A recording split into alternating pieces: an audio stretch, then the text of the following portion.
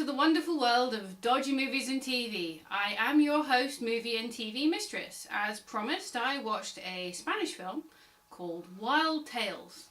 Lo que te estoy proponiendo me avergüenza, y mucho.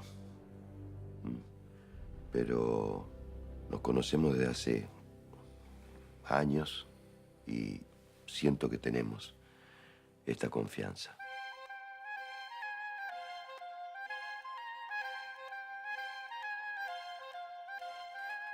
¿Trabajo o placer? Las dos cosas, espero. Dale, salame, móvete. ¿Qué te pasa, hermano? Buenas noches, ¿uno solo? Veo que sos buena para las matemáticas. El acta de infracción dice que el auto estaba mal estacionado y eso se considera prueba suficiente. Papá. ¿Qué pasó? ¿Cómo se llama esa chica de pelo largo? ¿Cuál? Tu compañera de trabajo. Por culpa de ese tipo se suicidó tu papá y lo único que se te ocurre es insultarlo. Te estoy diciendo que el cordón estaba sin pintar. ¿Sabés que sos un negro resentido? ¡Forro!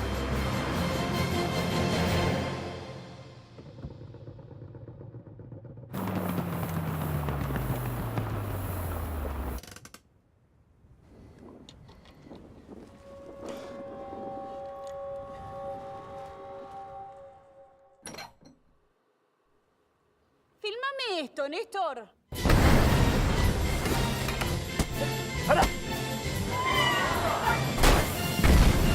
¿Qué violencia? A ver. Yo estoy describiendo una realidad. ¿No? ¿Dónde está la violencia?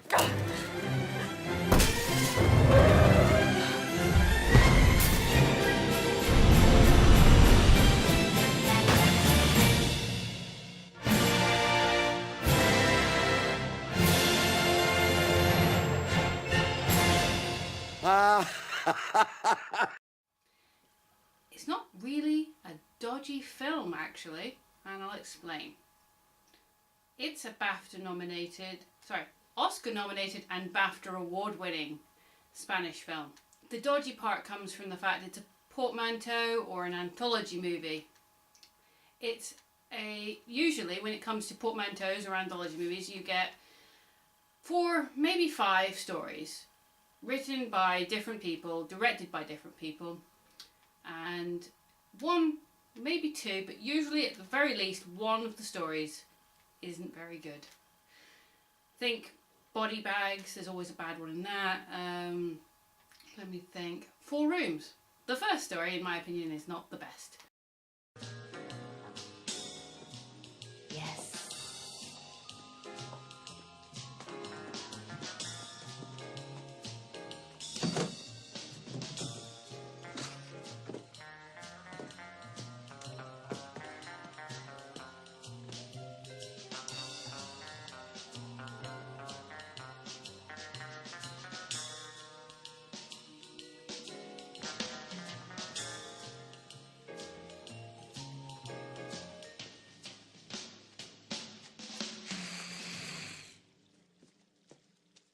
Thank you. But, you know, that's my opinion. There's lots of anthology movies. Creepshow. Holidays has a couple of dodgy stories, but we'll skip over that, and I will come to that movie at some point because that's got a lot more stories in it. So, why is it called Wild Tales? Well, it's 6 tales of people going completely wild. The very first story in the film has been shared quite a lot recently, I've noticed, on Facebook. I only became aware of this after seeing the film, that I'd actually seen the first bit before because it was on Facebook. And it involves a lady getting a flight and some hijinks ensue, and you find out that everyone on the plane has some connection to a guy called Gabriel Pasternak. And oh, by the way, he works on the plane. He's made sure that everyone who hates him or has caused him wrong in his life is on board the flight, except for his parents, and that even his ex-psychiatrist is on the plane, telling him, oh, it's not your fault. None of these people did this to you. It's your parents' fault. So he crashes the plane into what I assume are his parents. Basically, each tale takes a normal situation and takes it to the extremes. So you get a fine or your car gets towed for parking on a double yellow line. The rest of us might try and argue, we might try and get our money back, but we might just give up after a while. We won't rage out at the people at the place. No, this guy, he completely rages out. Obvious thing is, at the start of the story, of this story anyway, is that you know he's got bombs, because he works as a demolitions expert. So you kind of see where that one's going to go, because it's completely wild, and of course they're going to go that way. So yeah, he blows up some places, which is fun. Why am I reviewing this? A friend of mine from work called Frank lent me this and said, you need to watch this movie and you need to review it because it is just bizarre. True, it is absolutely bizarre, but it's not what I would class as completely dodgy because, as I said, one, it's Oscar nominated, BAFTA award winning. It's a Spanish film, which already elevates it, usually, unless you're watching some dodgy 70s vampire Spanish films, as I have. And it's one writer and one director. The same guy wrote and directed all 6 stories, so he had full control over this film. So the tone and the mood and the order that they're told flows beautifully. The problem with other portmanteau or anthology movies is, like Twilight Zone and stuff, is that because we have different directors, because we have different writers, the stories don't flow. There's no through line and there's no... Well, it just feels awkward. Because you go from one story, like in... Let's look at Twilight Zone. So you get from one story with John Lithgow doing William Shatner's famous "There's a gremlin on the plane" to old people doing pretty much like Cocoon and Batteries Not Included. The tone is... It's too sharp. With this, each tale is completely batshit insane, as some people would say. It doesn't get progressively more insane.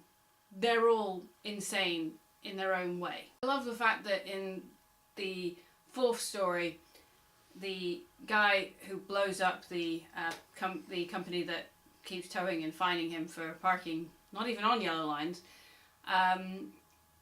at the start when he rages out at them, he loses his job, he loses his wife, and he loses his kid.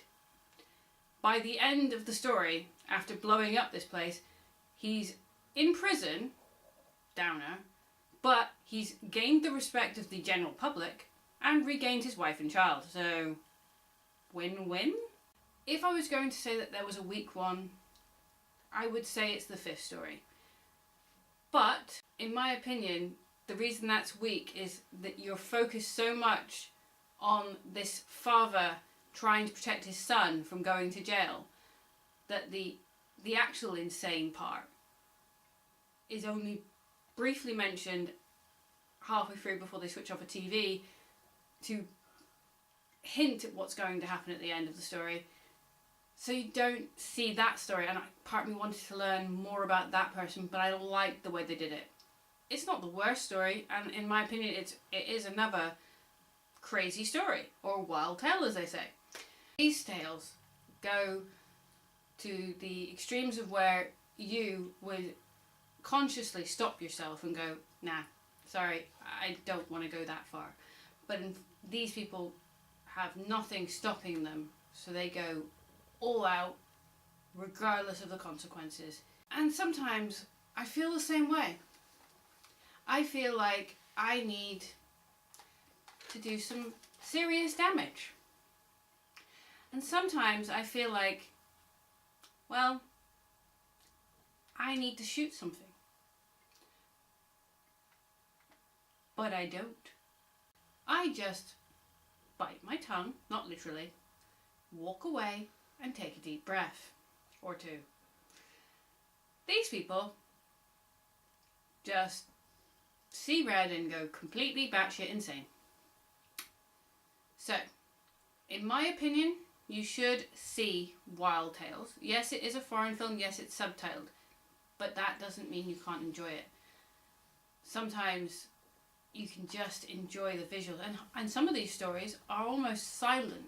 It's like watching a silent movie and just watching as somebody goes completely crazy and you see their decline into that insanity and then them just raging out. It's brilliant. So, I know it wasn't a completely dodgy film, but it was a bizarre one. Don't worry folks, next week will be both a bizarre and dodgy film. Next week, in honour of the late Larry Cohen, a famous B-movie director, I will be reviewing one of my favourite childhood B-movies, The Stuff. So look out for that. And hopefully at some point this month I will also be reviewing Killer Clowns from Outer Space.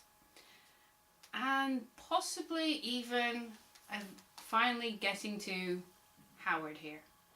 Yep, the plan is this April I am going to review Howard the Duck. But first of all we've got, as I said, The Stuff. So tune in next week for The Stuff review with me, your host, movie and TV Mistress. And remember folks, hit that subscribe button, comment down below on Facebook or Twitter, and hit that notification bell over there. Lets you know when I upload. And I will see you all again very soon. Just remember, there's a lot of dodgy films out there. Bye! I said I want to shoot something.